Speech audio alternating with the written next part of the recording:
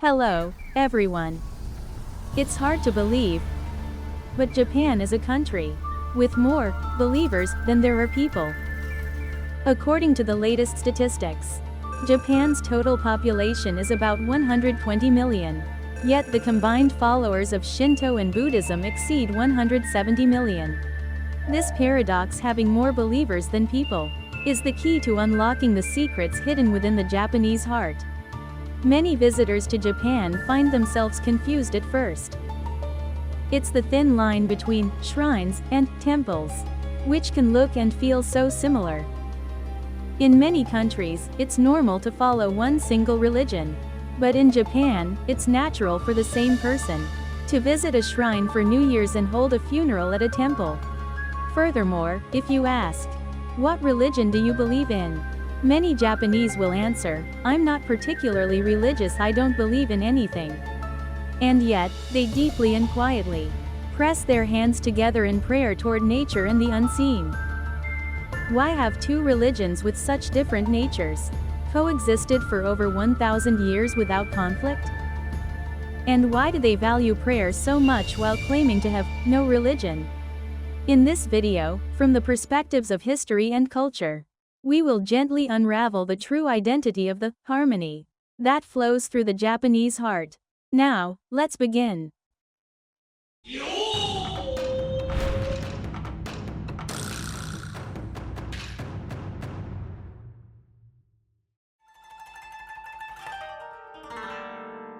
Chapter 1: Two Sanctuaries, Two Roles. The two sanctuaries in Japan, shrines and temples, are based on entirely different religions. First, shrines are based on Shinto, a faith unique to and born in Japan. At the entrance stands a torii gate, and what is enshrined there are kami, deities linked to nature, the land, and the spirits of ancestors. Next, temples are based on Buddhism, which originated in India. The entrance features a Sanmin gate, and inside, you'll find Buddhist statues and incense. What is enshrined here is the Buddha, who taught salvation from the sufferings of life. Simply put, shrines are places of prayer for this world and nature, while temples are places to reflect on life and the afterlife. The reason the number of believers exceeds 170 million, for a population of 120 million, is that it isn't a contradiction for one Japanese person to be a follower of both Shinto and Buddhism simultaneously. To cultures where religion is something you choose one of, this sensibility might seem very mysterious. However, in Japan, religion is not something you select, but is perceived as the environment or manners that exist around you.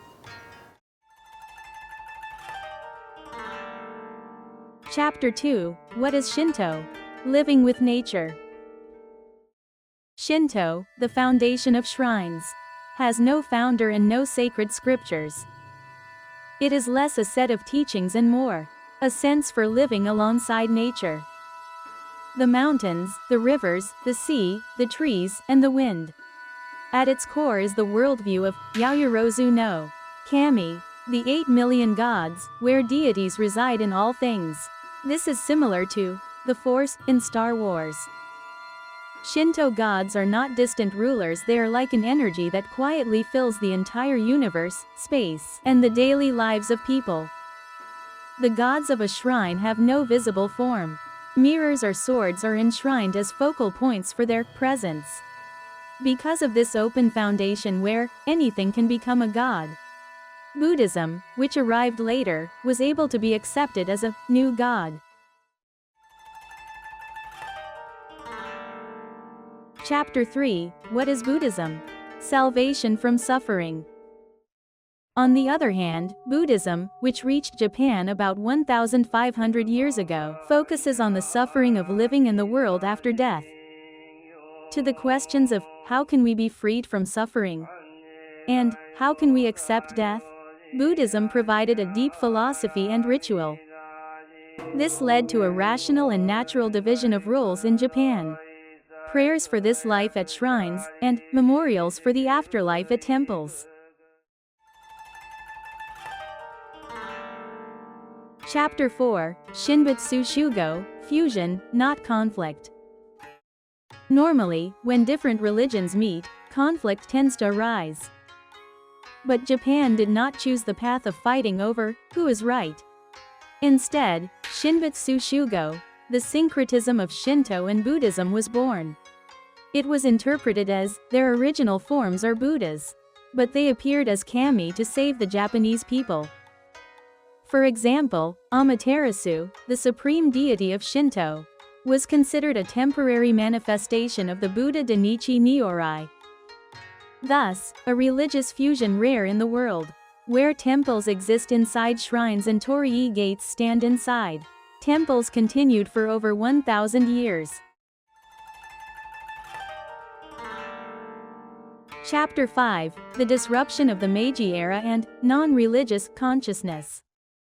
This coexistence was forcibly severed by the Meiji government in the 19th century. To modernize the nation, they implemented a policy to make shrines a state right and separate them from Buddhism.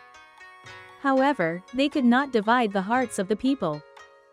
While saying, "I am non-religious," Japanese people still use both religions in their lives today. There is a saying, "Live by Shinto, die by Buddhism." Bright milestones of life, such as the birth of a child or a wedding, are handled by shrines to pray for happiness in this world. In contrast, temples take on the role of watching over the deceased as Hatoki-sama through funerals and memorial services. By using both, Japanese people maintain their spiritual balance.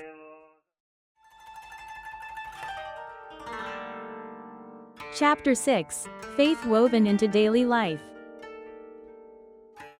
In many religions overseas, faith is exclusive. Believing in one God means denying all others. On the other hand, the Japanese view of religion is like a layered structure where new things are added on top. Religion is not an object of whether you believe or not, but has become part of seasonal events and manners. Take New Year's, for example. This is an event to pray for safety and good fortune for the coming year at a shrine. And then there is Obon. This is a period in summer to welcome the spirits of deceased family and ancestors and offer gratitude. Going to a shrine for New Year's, honoring ancestors at a temple during Obon, and naturally pressing one's hands together in times of need. These are not acts of loyalty to a specific doctrine, but the very habits acquired for living.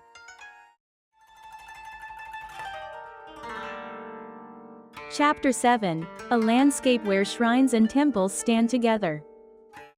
The sight of shrines and temples standing side by side symbolizes Japanese culture itself. To coexist by dividing roles without excluding different values. There lies not the weakness of avoiding conflict, but the strength of harmony, accepting the complex world as it is. If you happen to see a shrine and a temple neighboring each other in Japan, it is not merely a tourist spot.